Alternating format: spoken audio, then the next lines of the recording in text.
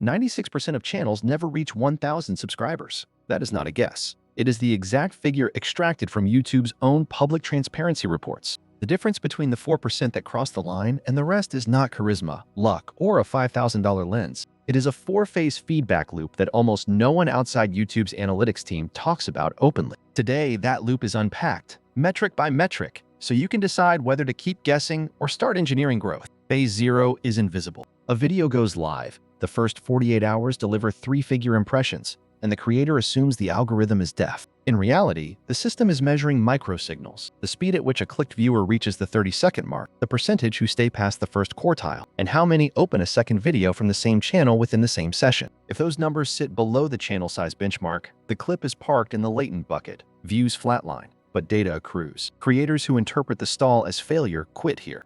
Creators who treat the stall as a spreadsheet quietly adjust the next upload. That is the first leverage point, understanding that the platform runs on velocity, not vanity. Consider a channel with 600 subscribers uploading a 10-minute tutorial. Average view duration is 4 minutes and 12 seconds, 42% retention. YouTube's benchmark table shows that channels under 1,000 subs need 55% retention to trigger secondary distribution. The video underperforms by 13 points. So external traffic dies after day 3. Instead of declaring the topic dead, the creator isolates the drop-off timestamp. 71% leave at the 7-second mark, immediately after the hook. The next video opens with the same topic, but removes the 8-second branded intro and states the promised outcome in the first 3 seconds. Retention jumps to 58%. Impressions double. Subscribers rise by 38 in a week. Same camera, same microphone, same editing software. The only variable changed was front-loaded relevance, proving that equipment is not the constraint, audience fit is. That sequence contradicts 5 persistent myths that circulate in comment sections and Reddit threads. Myth 1. Cinematic production is mandatory. Dataset. Among channels that crossed 10,000 subscribers in the last 12 months, 41% use smartphones as their primary camera. Myth 2. More subscribers automatically equals more money. Dataset. RPM figures from Social Blade's publicly scraped database show a gaming channel with 180K subs earning $1.8 per thousand views, while a finance channel with 11K subs earns $18.4 per thousand views. Revenue couples with niche CPM, not sub count. Myth 3. The algorithm favors big channels. Dataset. Of the videos that appeared on the trending tab in the United States last month, 22% came from channels with fewer than 100,000 subscribers. Session watch time, not channel age, governs surfacing. Myth 4. Tags are a ranking goldmine. Dataset. In a controlled A/B test of 200 videos, identical titles, descriptions, and thumbnails were uploaded. Only the tag field varied. The median view delta after 30 days was 1.3%, inside the margin of error. Tags classify?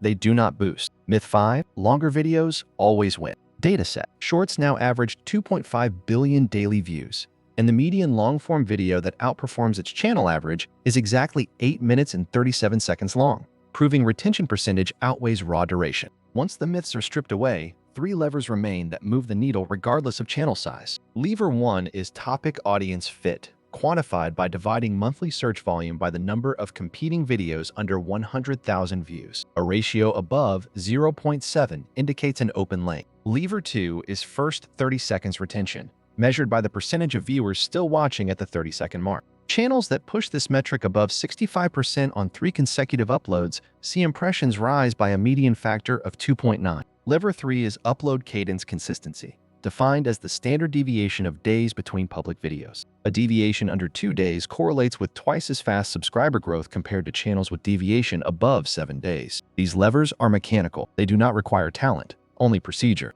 Implementation begins with a 90-day grid. Week 1, build the audience analysis sheet. List the top 20 keywords your target viewer types into YouTube. Record the search volume, the median view count of the top 10 results, and the retention graph shape of the leading video. Week 2, script 3 videos whose hooks are completed before the 7-second mark. Record on any device that captures 1080p. Edit with free software. Export with captions baked in. Week 3, upload on the same hour, same days for 12 consecutive uploads. After each release, log impressions, click-through rate, average view duration, and subscriber change inside a shared spreadsheet. At week 12, sort the sheet by subscriber gain per 100 impressions. The top line reveals the highest yield topic, hook style, and link. Double down on that vector for the next quarter. Repeat the cycle. Growth is not random. It is the compound interest of correct experiments. Week 13 is where most channels vanish. The spreadsheet shows 1 winner and 11 losers, and the emotional brain wants to chase the single outlier. Resist. Copy the hook structure, not the topic, into 3 new ideas that serve the same audience pain point. Upload 12 more videos. By week 24, the channel has 24 data rows,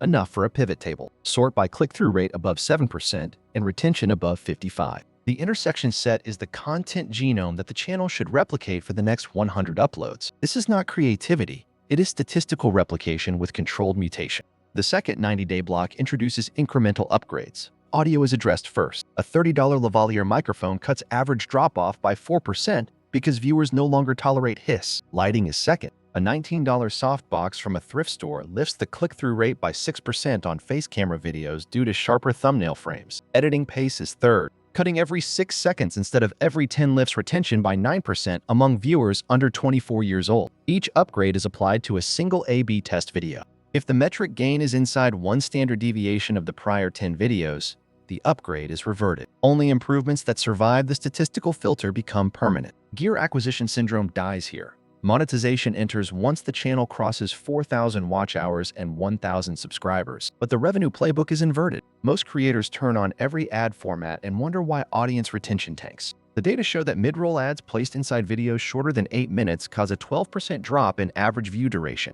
The correct sequence is: enable overlay and banner ads only, monitor retention for 30 days, then activate pre-roll ads on videos that already exceed 60% retention. Mid-rolls are restricted to videos longer than 10 minutes that maintain 58% retention past the 8-minute mark. This surgical approach preserves watch time while capturing revenue. Ad revenue is then diversified with affiliate links whose products appear inside the video before the midpoint, ensuring viewers see the product regardless of when they drop off. Channels that implement this ad ladder earn on average 2.4 times more per 1,000 views than channels that enable every format on every video. The final acceleration phase exploits compound uploads. After 48 weeks, the library contains roughly 100 videos. 40 of them now outperform the channel average. Each of those 40 is trimmed into a 60-second vertical clip that ends on an open loop. The clip links back to the full video with a pinned comment. Shorts created from already proven long-form material inherit the retention DNA of the parent. Analytics show that shorts sourced from high-retention long-form videos achieve a 65% swipe-through rate to the full piece,